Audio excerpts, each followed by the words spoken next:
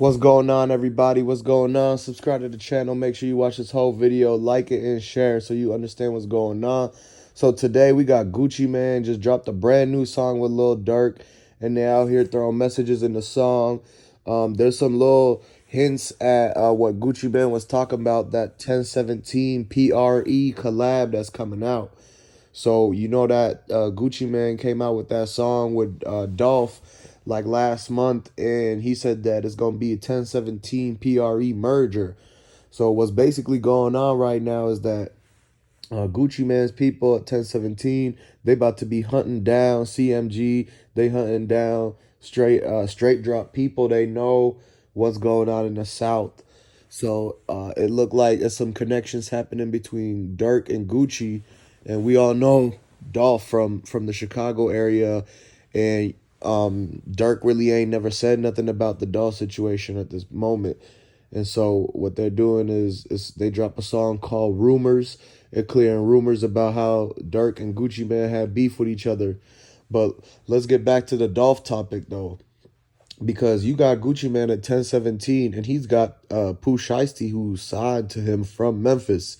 So we wondering like if Pooh Shiesty was big and stuff like that, what was going on and how come he wasn't rocking with PRE to begin with. So we was wondering there, or did PRE and 1017 already have a mutual understanding that Pooh Shiesty was gonna go with him and that Gucci was gonna later merge the two together? Well, I think it's a good idea for 1017 to come out and help PRE and make sure that they keep that Memphis territory with that rap music. Everything needs to be steady over there. That way they can continue their careers instead of having random crazy things happen that slows down albums. It's gonna slow down a lot of stuff. So I'm wondering if Gucci Mane is gonna be on Yo Gotti's album. He shouldn't be on Yo Gotti's album if he's rocking with PRE, if he's rocking on Dolph's side and everything. Another thing I want to talk about is, in that song that Gucci just dropped, they talking about, the feds listening to your music, the feds listening to the lyrics, and they'll turn around and catch a case up against you. And so that's a message that he's sending a straight drop, talking about that song he dropped, Track Hawk. It's got a lot of stuff in there that the feds is going to be able to use on that RICO case side. And so it's basically, if CMG should be distancing themselves as far away as they can from straight drop instead of trying to keep finding and recruiting new lawyers for them. Because in the meantime, straight drop in the red jumpsuit in private custody.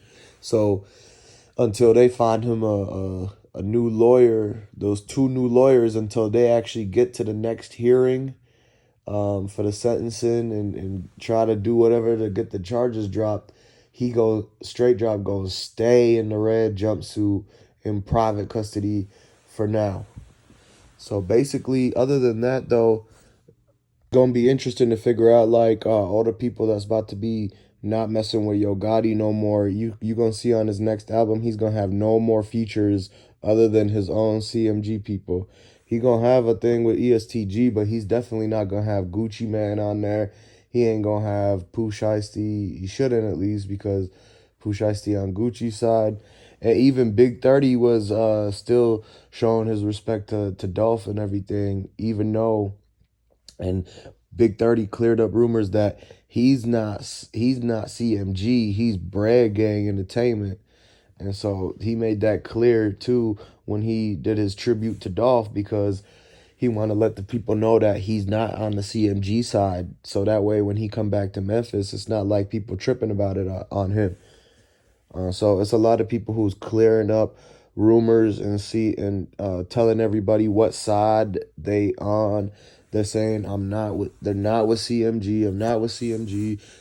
They're telling them I'm really this group. I'm this entertainment, or this is just for music or whatever. So they're not getting it misconstrued. You don't want to end up having somebody think you with Yo Gotti and then they retaliate on you, or they build up a RICO case, and when they drop the RICO case, you don't want to be anybody related to CMG or nothing, because you could end up getting tied into that. And that's the thing, is that all these dudes want to get this clout off CMG, but they don't understand that they're gonna be in the mix for a RICO case. So all they're doing is really just throwing their life away, making it easy for the feds to come and lock them up because they already tied themselves in with an organization that's known for doing bad things or got involved in street crime. So yeah, like, I mean, they didn't see it coming, but they should have. They should have. You know what I mean? Like, with the whole way the beef was and everything, and how the streets is, especially in Memphis, especially in the South and everything like that. Basically, though, there's gonna be another hearing coming out soon, and they got two new lawyers from CMG working on it now, and they couldn't use. Remember the other guy dropped, straight drop. So these two guys, it's like some side lawyers that CMG never had used in any of their cases. So they're gonna try to find somebody that like isn't tied to nothing, because the last guy who's too it was too obvious that he was Black Youngster and Yo Gotti's lawyer, like, clearly. And now they're getting some brand new, like, under the radar kind of ones, two of them, and they're gonna come in and basically read all them little laws and try to figure out where they could come at with the little finesse in the way the law's written, to try to see if they could take advantage of that and see if there's a way possible for them to either work a deal to get a lower charge for straight drop, or if they could find like a home run play and say that he seen dudes with straps about to run out the back right by that hallway door, and that's why he ran up with the strap. And then that those guys that ran out the back door was the ones who popped Dolph. And so they're gonna try to use that story to see if they could get him out or drop less than the charges or something. So it do make sense though, as far as like we've been always saying, it's been people that was inside the store that hit Dolph.